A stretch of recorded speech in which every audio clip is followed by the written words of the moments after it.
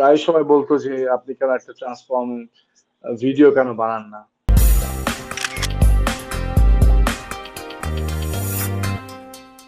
আমি মাঝখানে আপনাকে দেখে ভাবলাম যে নাইম ভাই এত মোটা হয়ে গেছে কেন, কি হয়েছে? এন্ড ফাইনালি সেটা আসলে সবার সামনে আসলো যে মূল রিজনটা কি বা কারণটা কি। কারণ যে চরিত্র আমরা সবাই জানি 23 তারিখে রিলিজ হয়েছে কালপুরুষ। তো সেই কালপুরুষকে কেন্দ্র করেই আসলে নতুন ভাবে নিজেকে সবার সামনে তুলে ধরা। রাইট। রাইট।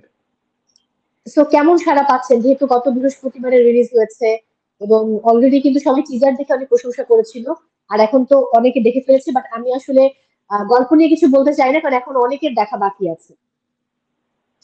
হ্যাঁ, মানে জিনিসটা হচ্ছে যে জাস্ট খালি টিজার অ্যান্ড ট্রেলার নিয়ে অনেক অনেক আলোচনা, অনেকে অনেক সুন্দর সুন্দর কথা লিখেছে, অনেকে অনুপ্রেরণা দিচ্ছে।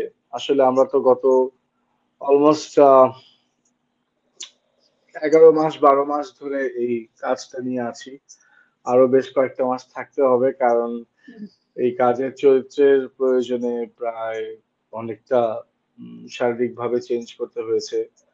দেন মানসিক একটা অনেক বড় জার্নি ছিল। আম লাকি যে কষ্টটা সার্থক হয়েছে আলহামদুলিল্লাহ। একদম।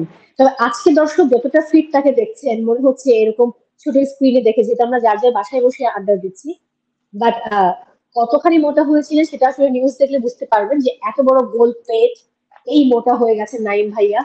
এবং একটা সময়ে অনেকে তাকে বলতো যে আপনার যেরকম আপনি নিজেকে ফিট রেখেছেন, আপনার একটা ভিডিও করি, একটা ভিডিও শুট করি। তিনি কখনো রাজি হননি। তিনি বলেছেন যে চরিত্রের প্রয়োজন হলে আমি অবশ্যই সেটা করব। আর ফাইনালি তিনি কিন্তু সেটা এবার করেছেন, আমি যদি ভুল না হ্যাঁ, করে থাকি। না না, একদমই ঠিক কথা মো, থ্যাঙ্কস টু ইউ। যে আম, আমাকে প্রায় সময় বলতো যে আপনি কেন একটা ট্রান্সফর্ম ভিডিও কেন বানান না। আহ, অনেক কিছুই তো মানুষকে ইন্সপায়ার করে।